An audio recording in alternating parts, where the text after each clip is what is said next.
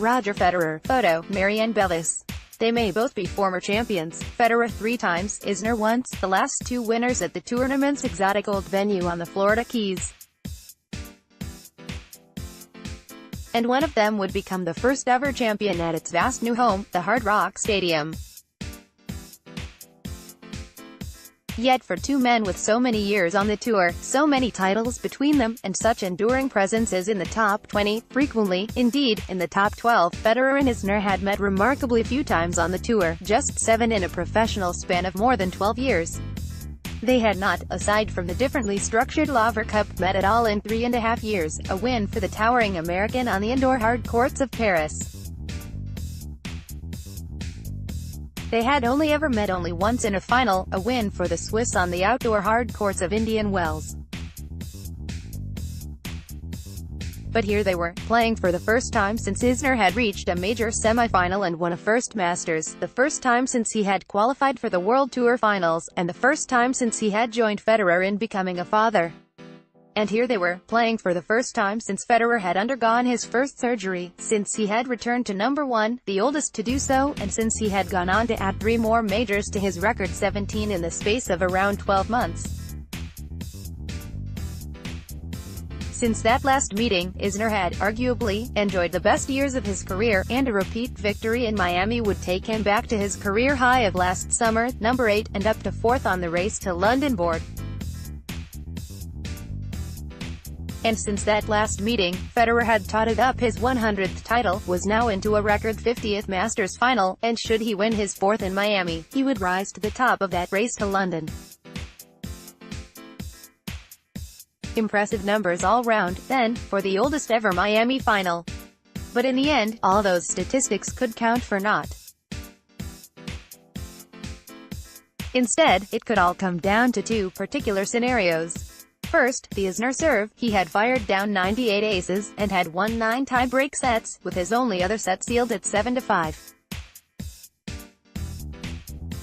Second, the Federer serve. He had hit 38 aces, been broken only 3 times, and after dropping a set in his first match, had grown more impressive with every round, dropping just 16 games in his last 3 matches.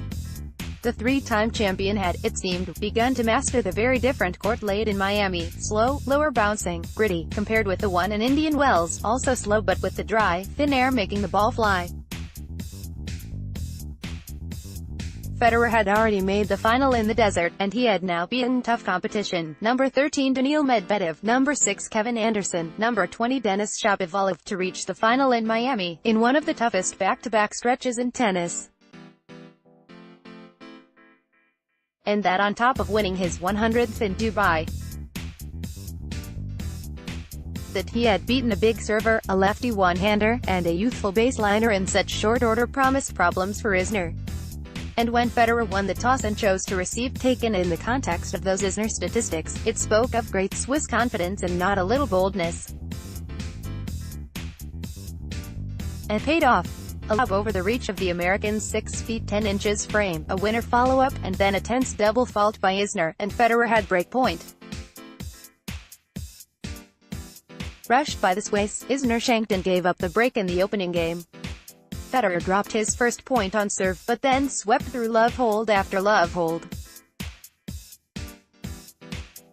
Not content with that, he ran Isner ragged, picking up the American serve, tripping returns to midcourt and with angle, forcing Isner in for a difficult follow-through. From the baseline, too, Federer was in control, weaving from one wing to the other, chasing in to pick up short balls, and he broke again, 4-1. It was tactically ruthless, and combined with hardly an error from Federer, it forced another break to seal the set, 6-1, after just 24 minutes. Federer's dominance continued into the second set, a love hold to open, with thus far just 1 point dropped on serve. Isner upped his own tactics, began to use the serve and volley, and it certainly helped him stay in touch.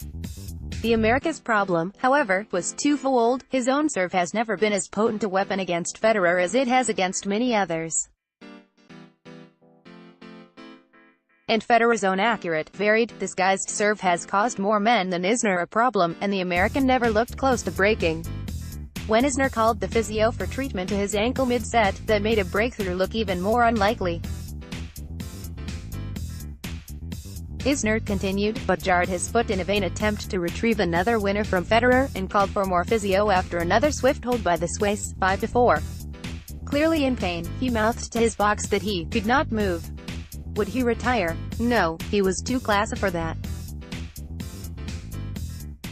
He took to court to serve one more time, limping, struggling to get any fire in his serve, while Federer had to focus long enough to press his opponent into errors.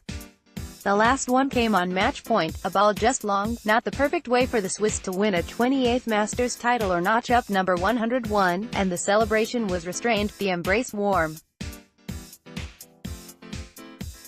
But make no mistake.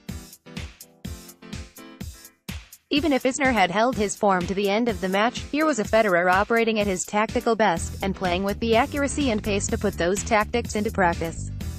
He needed only to come to the net a handful of times, depending on a different array of shot-making to keep his opponent out of his comfort zone. The Swiss made just 7 errors in the match, did not drop a point on his first serve, lost only 3 points in total on serve. And it was done in 63 minutes. Matches such as this, between men who have known one another for years and enjoyed mutual respect for the duration, bring their own memorable moments away from the heat of competition. As the tournament set up its stage for the awards, Federer ambled across to Isner's seat, leant against the water cabinet, and they chatted away, hands gesticulating, smiles on both sides. And Isner, who must have been heartbroken by the final circumstances, was generous in his response. "You were entirely too good today, you were entirely too good this whole tournament, entirely too good your whole career. It's incredible what you're doing, we are so lucky to have you in the game." Just like James Blake, former player and now tournament director, said, "We all want you to keep playing and literally never retire." Well, Federer has already played 20 matches this year, plus several more in Hopman Cup, and lost only 2 of them. He is the first man this season to win 2 titles, ending a streak of 19 winners from 19 events. And he appears to be enjoying everything about it as much as he did when he first played Miami, ranked 125, 20 years ago. It may be more realistic to say that many of his victims over those 2 decades would not be unhappy to see the Swiss superstar hang up his racket, but based on his tennis in Miami, they will have to wait a bit longer yet.